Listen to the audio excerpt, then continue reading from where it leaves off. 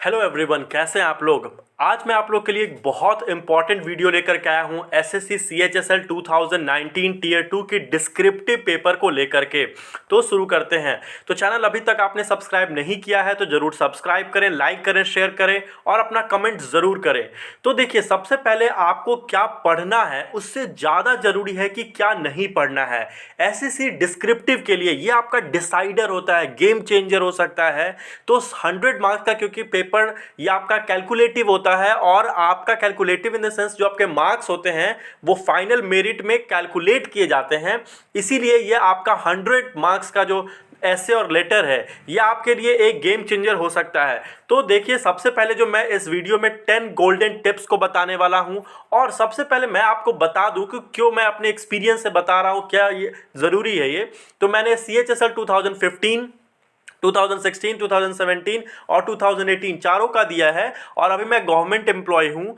और अभी तक मेरे जो लास्ट टू जो 2015 2016 में मुझे 60 मार्क्स और लास्ट 2 ईयर से मुझे 75 मार्क्स प्लस आ रहे हैं। इस 2018 में मेरे 75 मार्क्स हैं अबव और मेरा ओवरऑल स्कोर 230 प्लस बन रहा है। तो देखिए, शुरू करते हैं इसमें 10 गोल्डन टिप्स की। तो पहले आपको मैं इसमें बताने वाला हूं कि क्या आपको पेपर में नहीं करना है जिससे आप मुसीबत में पड़ सकते हैं। तो पहला है पर्सनल इंफॉर्मेशन कभी भी आप अपने पेपर में लिखने की कोशिश ना करें। स्टार्ट करते हैं। सबसे पहले जो अपना सेंडर्स एड्रेस होते हैं या फिर अपना पता देते हैं, तो क्वेश्चन को ध्यान से पढ़ेंगे तो आपको वहीं से सब कुछ मिल जाएगा।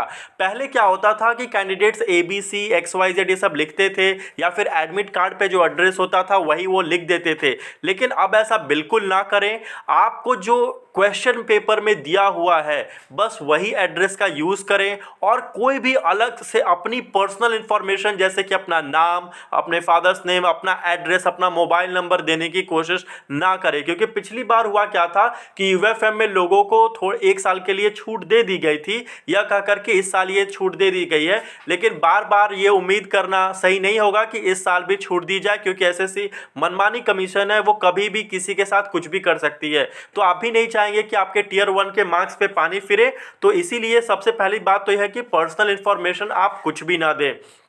अब बात करते हैं दूसरे चीज की कि आपको पेपर में क्या नहीं करना है। तो वर्ड लिमिट का एकदम ख्याल रखना है। आपको याद होगा कि ±10% जो होता है वो अलाउड होता है। तो आप इसका बेहद ख्याल रखें कि आपका जो एस्से का लेटर जो वर्ड लिमिट है वो 250 है, तो आप इसमें 275 और मिनिमम आप जाएं तो 225 से 275 तक आप अपने वर्ड लिमिट को रख सकते हैं जब आप एस्से लिखे तो। और वही बात करें अगर लेटर के, तो 150 ±10 है, तो आप 135 से लेकर के 165 तक आप अपने वर्ड लिमिट को रख सकते हैं लेटर के लिए। अगला बात करते हैं कि आप बियॉन्ड द कंसेप्ट जाने की कोशिश ना करें, क्योंकि इससे आपका ही नुकसान है। सबसे ज़्यादा इंपॉर्टेंट बात आती है जब आप ऐसे लिखते हैं, तो अगर आपका जो कंसेप्ट है, अगर आप कंसेप्ट से बाहर चले जाते हैं या फिर आप बेतुकी चीज़ें को लिखते हैं तो वो आपके लिए बेहद नुकसानदायक होता है। तो इसके कुछ जो मैं नेक्स्ट सेशन है इसमें बताने वाला हूं जस्ट इसी वीडियो में कि आपको कैसे इसको प्लान करना है। तो लास्ट तक जरूर बने रहिए और अंत तक जरूर देखिएगा इसको। तो आप कंसेप्ट के बाहर जो कंसेप्ट है उसी के अंदर है। दूसरा अगला है अपने स्पेलिंग मिस्टेक्स पर ध्यान दें, क्योंकि अगर आपने स्पेलिंग मिस्टेक्स करते हैं तो इससे जो होता है गलत रॉन्ग मैसेज आता है कि आपको बेसिक चीज़ें की भी नॉलेज नहीं या फिर जो भी आप लिखे वो सही हो। उसके बाद बात करते हैं कटिंग को अवॉइड कीजिए, क्योंकि ये आपका पेपर को गंदा बनाता है। और जितना साफ सुथरा रहेगा पेपर, आपका जो डिस्क्रिप्टिव पेपर रहेगा, जितना साफ नीट एंड क्लीन रहेगा उतना ही अच्छा मैसेज जाएगा।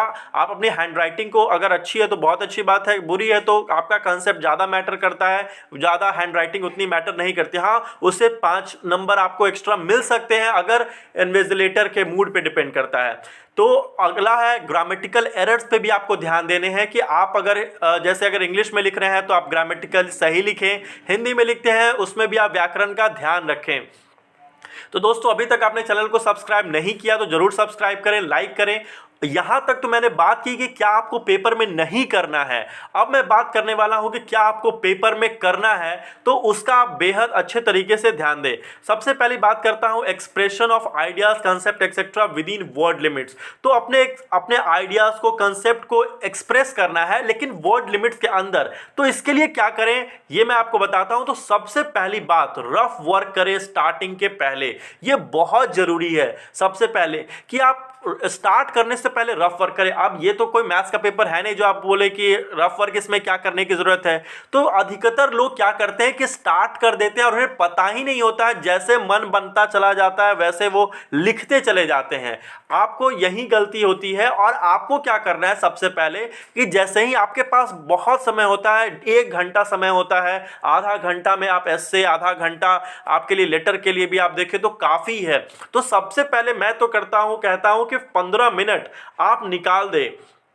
15 मिनट आप निकाल करके रफ वर्क करें। रफ वर्क में आप क्या करें, आपको कौन कौन से पॉइंट, ये आप छोटे छोटे स्टेटमेंट, मतलब कि 1 2 3 4 वर्ड्स का एक छोटा छोटा स्टेटमेंट बनाएं जो आप एडमिट कार्ड पे भी लिख सकते हैं कि जो आपको इलैबोरेट करने हैं, उसको अच्छे तरीके से सजाना है। तो आपको क्या करना है कि पहले जो कौन कौन सी चीज़ें हैं, जैसे कि अगर आप ऐसे, ये अमूमन ऐसे में आपका काम करता है। और ये भी मैं बता दूं कि आप का जो होता है वो ऐसे जो होता है आपकी पहचान को बताता है। लेटर जो होता है वो बहुत कम शब्दों में लिखा जाता है और अमूमन जो होता है लेटर अधिकतर लोग बहुत अच्छा लिख देते हैं। लेकिन जहां बात आती है ऐसे की, तो वहां पे पानी का पानी और दूध का दूध हो जाता है।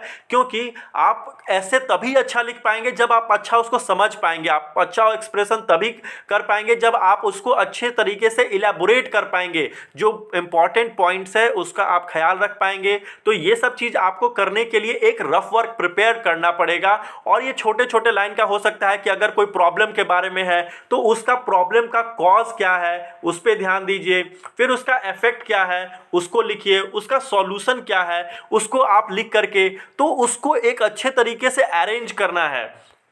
फिर बात करते हैं कि अगर आपने रफ वर्क कर लिया, फिर आपको उसको अरेंज करना है इफेक्टिवली, कि आप उसको कैसे अच्छे तरीके से अरेंज कर सकते हैं। क्योंकि जितना बढ़िया तरीके से आप पेपर में अरेंज करेंगे अपने रफ वर्क को, उतना ही बढ़िया आपका एसे और लेटर होगा। यही काम आपको लेटर में भी करना है। लेटर में आपको फॉर्मेट जो होता है, प्रॉपर फॉर्मेट, ये आपको प्रोवाइड, आप या तो याद करके जाते हैं तो वो आपका समय भी बचा देता है। आपका ओपनिंग स्टेटमेंट और क्लोजिंग स्टेटमेंट ये आपको याद होता है लेटर में। ऐसे में भी आपका ओपनिंग और क्लोजिंग स्टेटमेंट बहुत इंपॉर्टेंट मैटर करता है। तो ये आप बात करते हैं लेटर की, तो देखिए आपका प्रॉपर फॉर्मेट लेटर में होना चाहिए। अगर आपकी प्रॉपर फॉर्मेट होती है तो इसमें आपको मार्क्स प्रॉपर फॉर्मेट पे भी दिए रहते हैं। 8 से 10 मार्क्स जो होते हैं वो फॉर्मेट पे होते हैं। तो अगर आप प्रॉपर फॉर्मेट यूज करते हैं तो आपको उसके मार्क्स इजीली मिल जाते हैं। अब बात करते हैं कि जो ऐसे के लिए है ओपनिंग स्टेटमेंट और क्लोजिंग स्टेटमेंट, क्योंकि आपका जो फर्स्ट पैरा होता है, जो आप कैसे स्टार्ट करते हैं, वो आपका एक तरह से इन्विजिलेटर के माइंड पे गहरा छाप छोड़ता है कि आप किस तरीके से उस चीज को इलैबोरेट कर रहे हैं। आप हो सकता है कि एक सेइंग से स्टार्ट कर सकते हैं, कोई कहावत, कोई लोकप्रिय, आप किसी भी चीज से स्टार्ट कर सकते हैं जो उसके दिमाग पे बहुत अच्छा गहरा प्रभाव छोड़ सकता है। फिर उसको एक अच्छे तरीके से इलैबोरेट करते हुए, व्याख्या करते हुए आप नीचे की तरफ आगे जाइए। अगर कोई प्रॉब्लम है तो प्रॉब्लम का कारण क्या है, उसका सॉल्यूशन क्या है, उसका इफेक्ट क्या हो रहा है, इस तरीके से लास्ट पैराग्राफ में उसके सॉल्यूशन को जिक्र करें। और वर्ड लिमिट का ध्यान रखें, लास्ट में आप काउंट करके वर्ड भी लिख सकते हैं। इससे इन्विजिलेटर को आसानी भी होगी। और अच्छा आप कटिंग का बिल्कुल अगर एक्स्ट्रा हो जाता है तो आप ख्याल रखें कि आपको किस तरीके से आप प्रैक्टिस हर दिन करते रहें। तो इससे आपको क्या होगा कि आपकी प्रैक्टिस बहुत अच्छी से अच्छी होती जाएगी। तो अगर आप चाहते हैं कि मैं इस पे मॉडल पेपर बनाऊं या कौन कौन सा टॉपिक किस तरीके से लिखना है कोई टॉपिक, तो आप क्या करें कि कमेंट, आप ज़्यादा से ज़्यादा कमेंट करें कि आपको किस तरीके की प्रॉब्लम आ रही है, तो मैं आपकी हेल्प ज़रूर कर पाऊंगा। तो दोस्तों, thank you for watching the video and have a nice day.